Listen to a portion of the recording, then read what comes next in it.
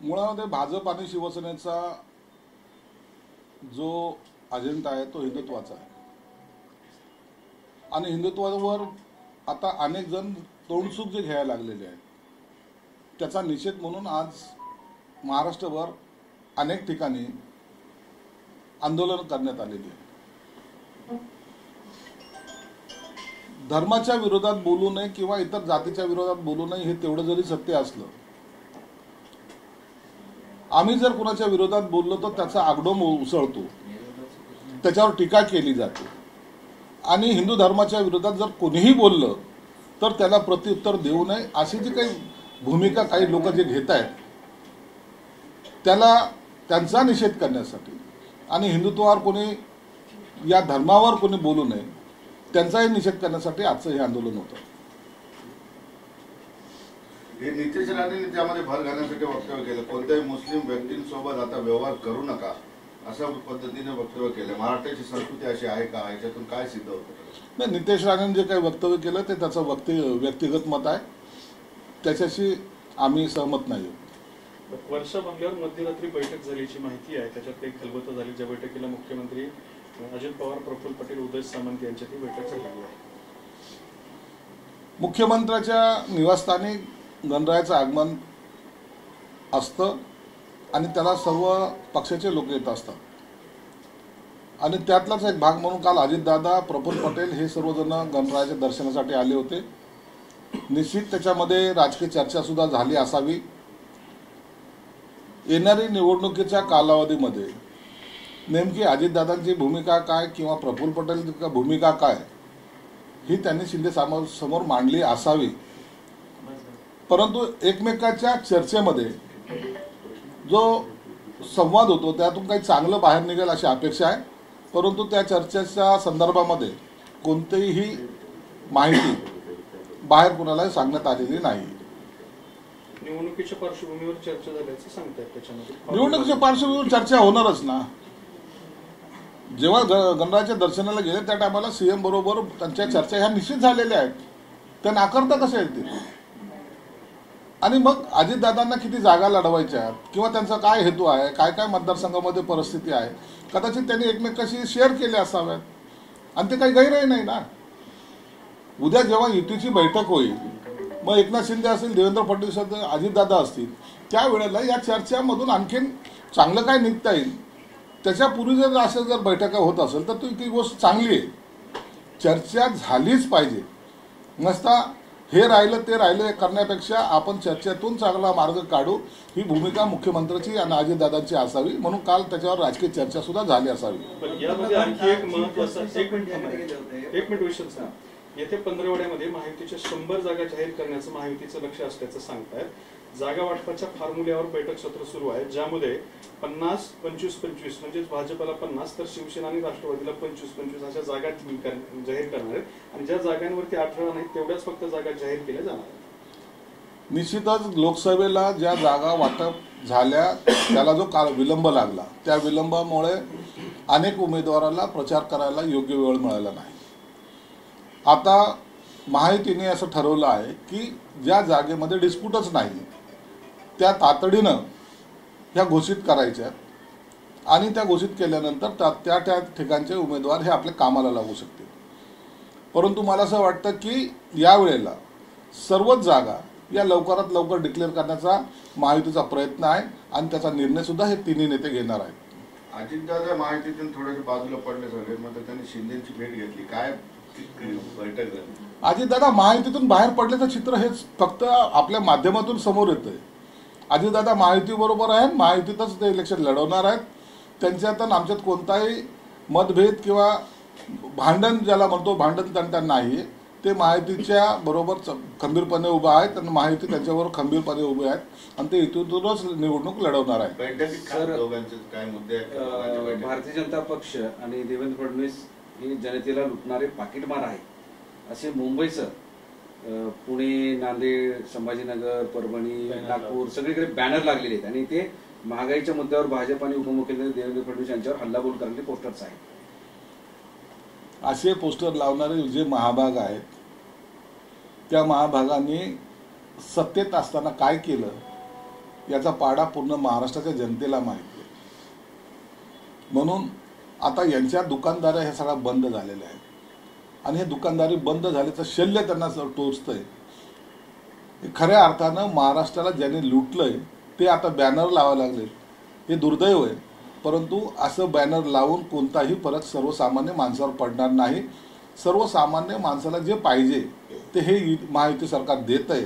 हाच त्यांचा असलेली पोटदुखी. ते कुणाचंही नाव नाही त्याच्यावर, कोण लावले हे काही कळत नाही. कोण लावणार आहे? विरोधकामध्ये कोण लावणार आहेत?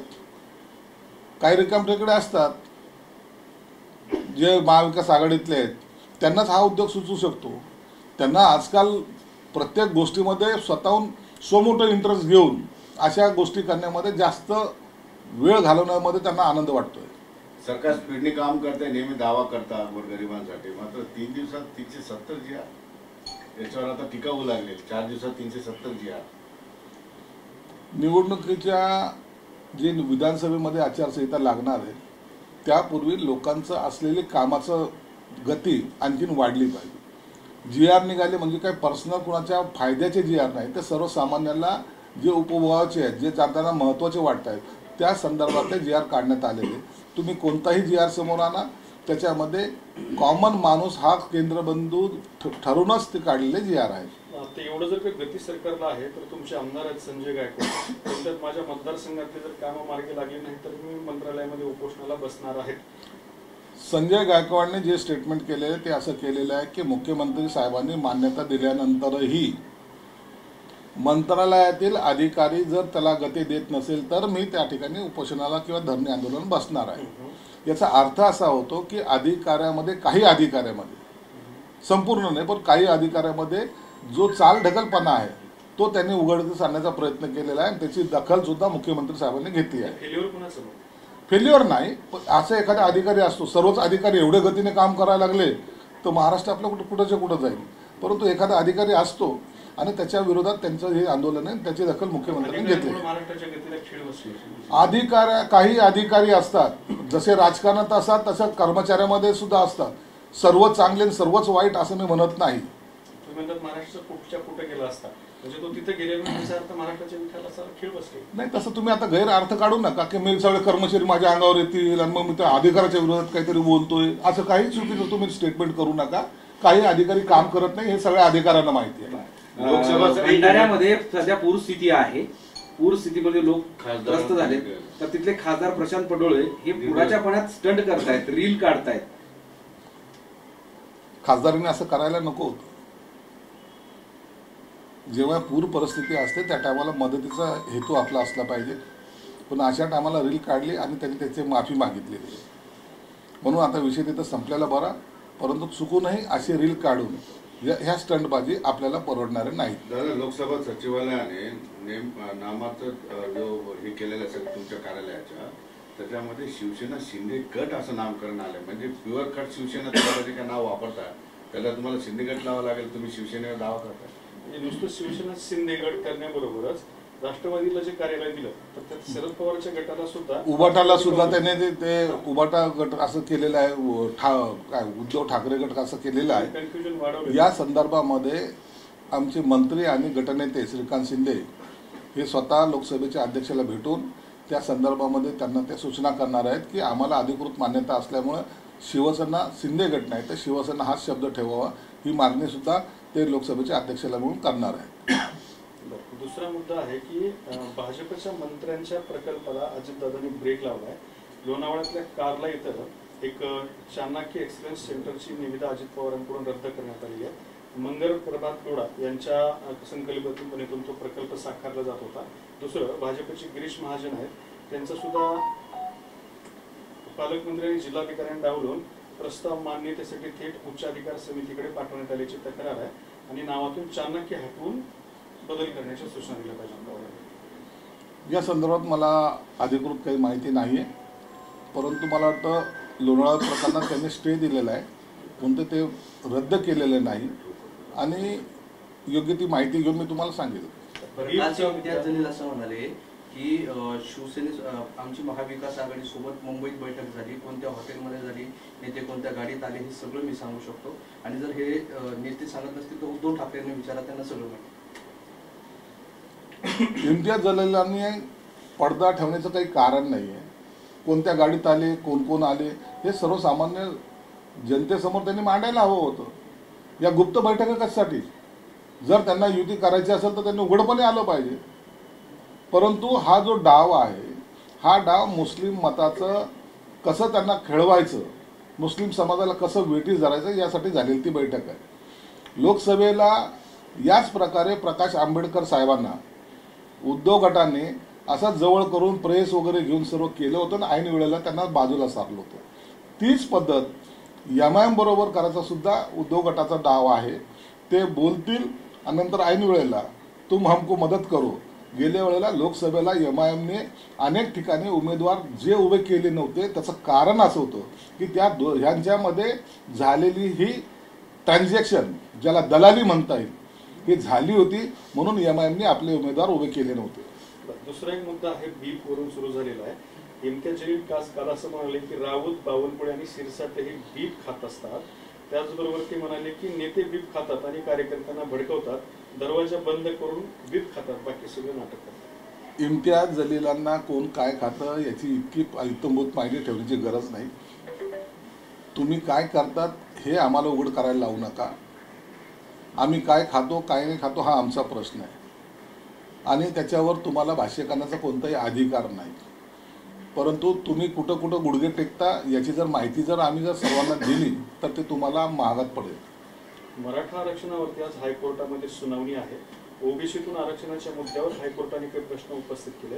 राज्य सरकार मागासवर्ग आयोगाशी सल्लामसलतीशिवाय ओबीसी यादी बनवू शकत नाही असं हायकोर्टाचं म्हणणं आहे. ओबीसी समाजासाठी वैधानिक आयोग स्थापन करणं बंधनकारक असल्याचं सुद्धा मत नोंदवलंय आणि त्या अनुषंगाने आज सुनावणी.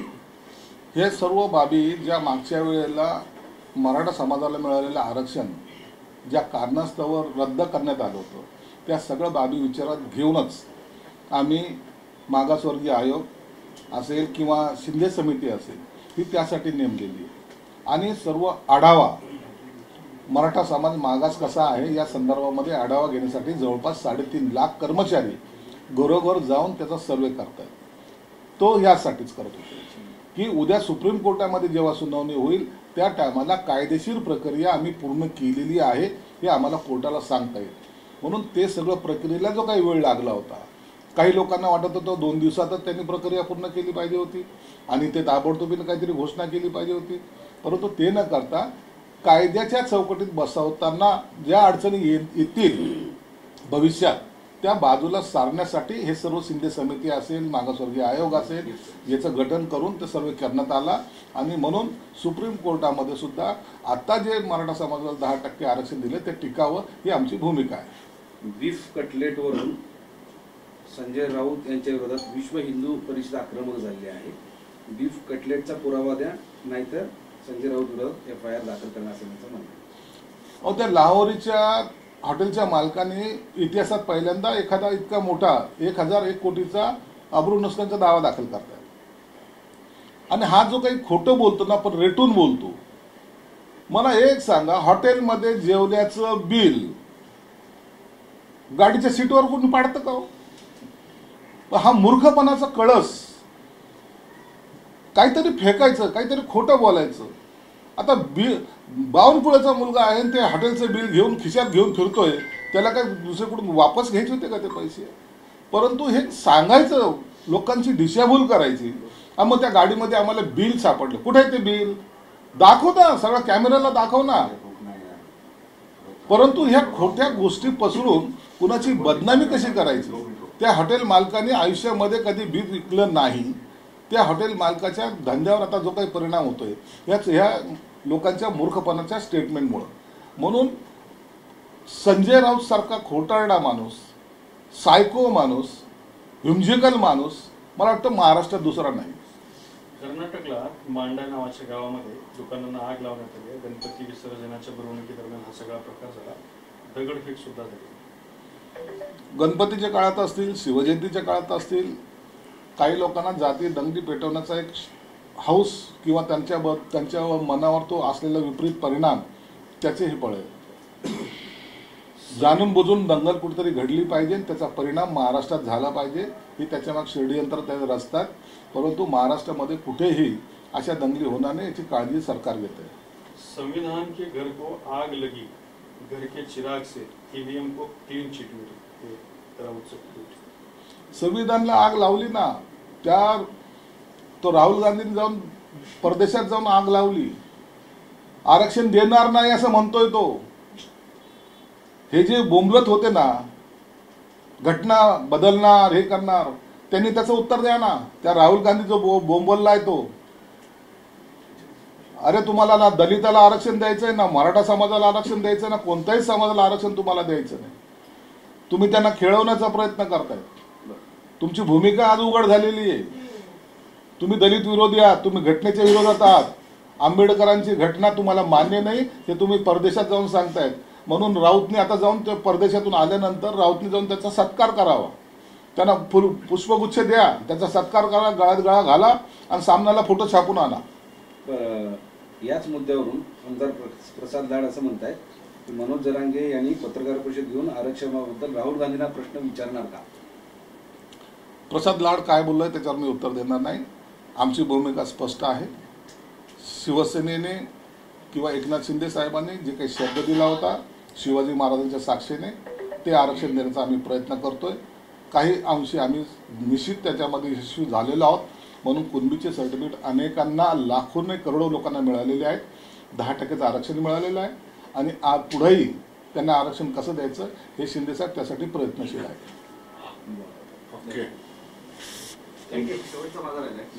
न्यायाधीश च्या घरी मोदी गेले आणि त्याच्यावर संजय राऊतांनी असा प्रश्नचिन्ह निर्माण केलंय की आता आम्हाला कळतंय म्हणे की आम्हाला प्रत्येक खटल्यात तारीख पे तारीख कसं मिळतंय, आमचे कसे खटले टाळण्यात येतात आणि आम्हाला कसा न्याय मिळत नाही, याचं उत्तर असावं. हे याला म्हणतात बालिशपणा. मूर्खाच्या नंदनवनामध्ये वावरणारे हे विद्वान हे असंच बोलू शकतात. मिलिंद नार्वेकरच्या घरी देवेंद्र फडणवीस गेले त्या टायमाला तुम्हाला काही वाटत नाही का? आजही मिलिंद नार्वेकरच्या घरी आणखी नेते जाणार आहेत. म्हणजे तुमच्याकडे असलेली गुपित मिलिंद नार्वेकर आम्हाला देतो असं समजायचं का? अरे कोण देवाच्या धर्माच्या कामामध्ये सुद्धा तुम्हाला राजकारण दिसत असेल तर तुमच्यासारखे नालायक लोक या देशामध्ये आहेत. हेच या देशाचं दुर्दैव आहे.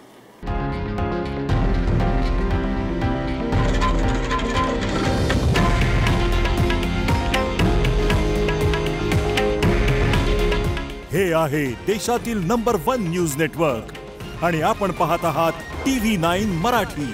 काळजी तुमची, हित महाराष्ट्राचं.